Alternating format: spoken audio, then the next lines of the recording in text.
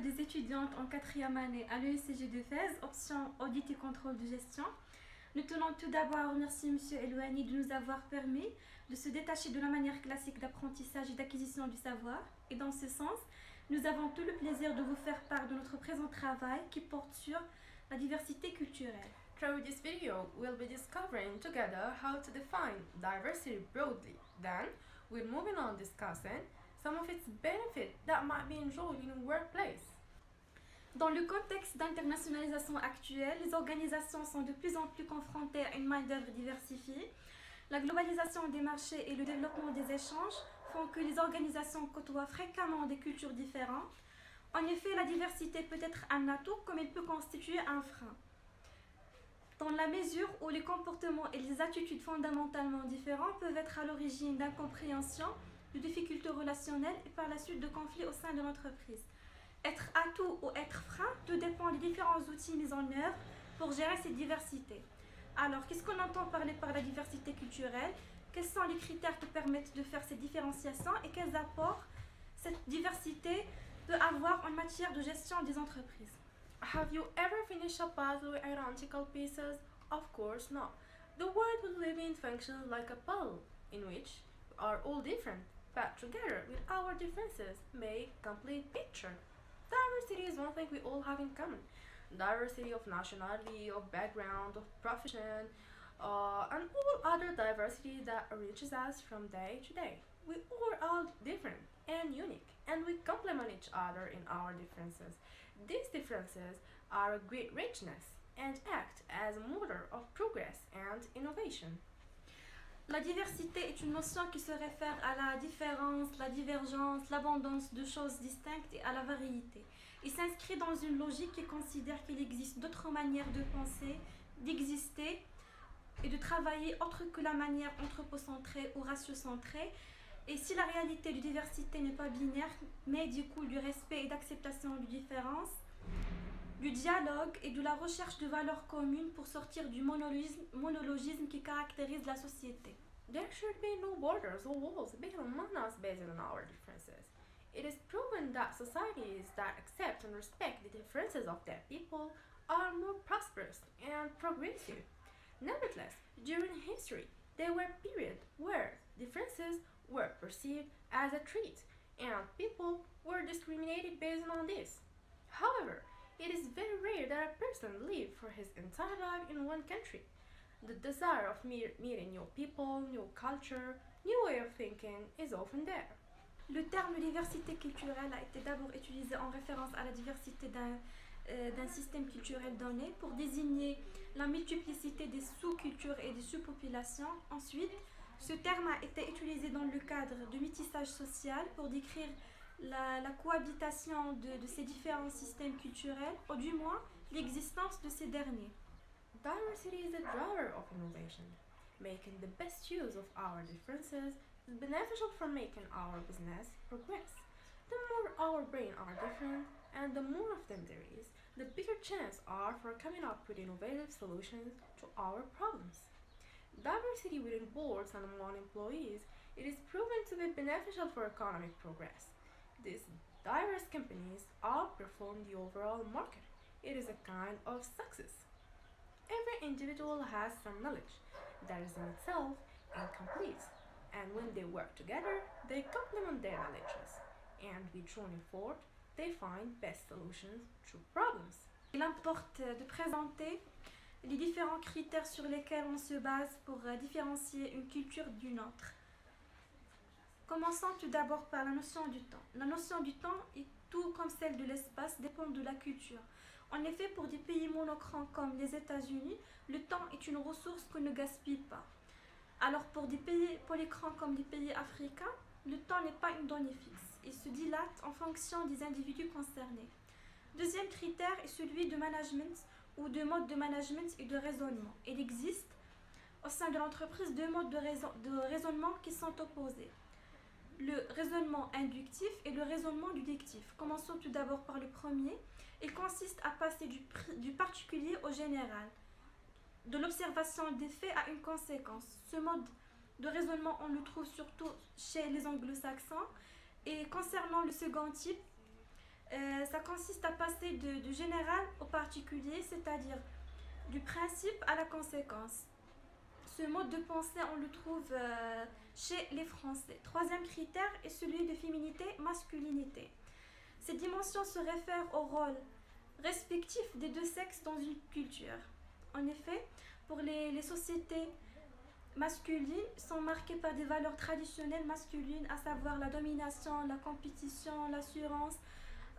Au contraire, les sociétés féminines ou marquées par des traits féminins, ils sont caractérisés par l'entraide, le fait de prendre soin d'autrui, et ainsi de suite. Quatrième critère est celui de collectivisme et individualisme. En effet, chez les sociétés collectivistes, on trouve une présence forte de nous, l'opinion collective, et les relations sont beaucoup plus importantes que la réalisation des tâches. Au contraire, dans les sociétés individualistes, il y a toujours la prédominance de moi, de l'opinion individuelle, et l'exécution des tâches et des ordres sont plus importants que l'exécution ou que les relations.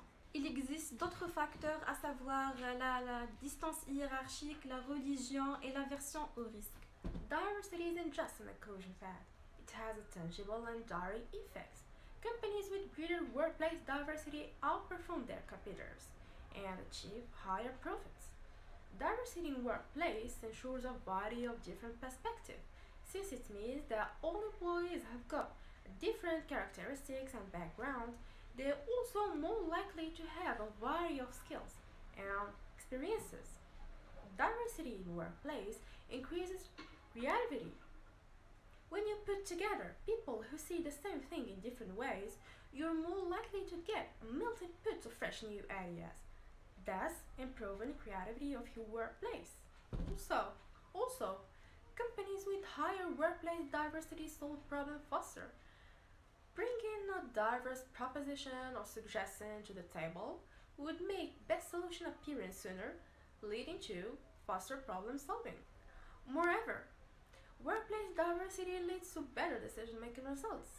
When employees with different background, perspective come together, they're coming up with more solutions, which lead to more improved and informed decision-making process, then results. Again, inclusion and workplace diversity are beneficial for employee retention. They feel more valued and accepted, which make them stay more longer within company. As a result, companies with higher workplace diversity have a lower turnover rates. Another important advantage to mention, this diversity drives to better hiring results. It boosts a company employer brands and presents the structure as a more desirable place to work. It is an especially beneficial asset for attracting top talent from diverse skills pools. In some words, workplace diversity can take your company culture and your business results to a whole new level. So if you want to leverage all the advantages of workplace diversity, first you need to learn how to build it and manage it with an effective way. Une équipe interculturelle, grâce à la diversité de cultures de ses membres, dégage un nombre plus important d'idées qu'un groupe homogène, puisque le fait d'examiner le problème sous différents angles amène à plus de solutions. En effet, l'innovation constitue l'un des objectifs prioritaires dont les entreprises exploitent grâce à la gestion de cette diversité et ses différences. Les individus qui travaillent dans un environnement multiculturel ont plus de tolérance et une grande ouverture aux cultures différentes. Ils sont des personnes ouvertes à l'extérieur et capables de prendre du recul par rapport à leur expérience. La diversité culturelle est de nature à augmenter l'efficacité et la rentabilité des équipes interculturelles. La diversité culturelle apporte un éclairage nouveau et ciblé des préférences des consommateurs. La diversité culturelle permet de s'adapter aux contextes locaux, car elle apporte un éclairage nouveau et ciblé des préférences des consommateurs en fonction du pays et des évolutions de la société. Elle permet ainsi d'avoir une meilleure compréhension et connaissance de ces marchés. Donc, il apparaît bien souvent essentiel pour pénétrer durablement un marché que l'entreprise ait en son sein des équipes parlant la même langue et ayant une parfaite maîtrise de ses traditions et règles pour dialoguer efficacement avec les différents partenaires locaux. La diversité culturelle permet en deuxième lieu d'innover en confrontant les points de vue. En effet, les différences entre cultures sont un moyen d'élargir la base de connaissances d'un groupe en lui permettant d'accéder à de nouvelles valeurs, nouvelles croyances et nouvelles normes de conduite. La création de nouvelles connaissances constitue pour l'entreprise une ressource stratégique sur la base de laquelle il peut bâtir des avantages distinctifs et développer sa compétitivité. Troisièmement, il permet d'attirer les cadres les plus talentueux. En effet, la diversité culturelle peut servir l'intérêt des entreprises en leur permettant d'attirer les cadres les plus talentueux tout en leur offrant de meilleures perspectives d'évolution de carrière. Finalement, la diversité culturelle permet de répondre à la complexité d'environnement. De nombreuses entreprises restent attachées au modèle hiérarchique classique pour gérer et coordonner leurs activités. Ce système se base sur l'autorité et pas forcément sur la compétence, sur un simple système d'information, ce qui peut constituer un frein au changement. La diversité culturelle permet de répondre à ces insuffisances. Pour conclure, on peut dire que chaque médaille a son revers. C'est vrai que la diversité culturelle présente plusieurs avantages et plusieurs atouts pour l'entreprise, mais il peut aussi être source de risques, notamment ceux qui sont liés à la communication. Être atout ou risque, tout dépend de la manière de la gérer. The key of the world lies in the diversity of its people. Diversity drives innovation, and innovation is what makes us successful in our business. Each and every piece of puzzle is necessary and essential for helping us see the whole picture. So don't forget the saying, strengths lie in differences, not in similarities. Thank you for watching.